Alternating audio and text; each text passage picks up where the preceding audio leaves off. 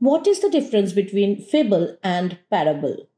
A fox stands beneath a vine, leaping for grapes that hang just out of reach. Frustrated, it mutters, "They were probably sour anyway." In another setting, a teacher shares a story about a farmer scattering seeds on different types of soil. Some seeds take root and flourish, while others wither away. The lesson: good values help good ideas grow. Both stories are short, memorable, and packed with meaning, but they are not the same. One is a fable and the other is a parable. So, what sets them apart?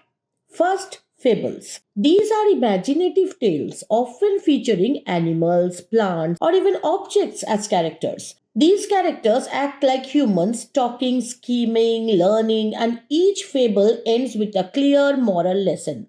For instance, Aesop's classic stories like The Tortoise and the Hare, which teaches us that slow and steady wins the race, or The Lion and the Mouse, showing that even the smallest acts of kindness can make a big difference. On the flip side, we have parables. Parables are simpler, more direct, and almost always focus on human experiences. Instead of talking animals or fantastical elements, parables use everyday situations to convey spiritual or ethical truths. For instance, Jesus' parable of the sower tells a straightforward story about farming, but its deeper meaning is about how people respond to teachings or ideas based on their mindset.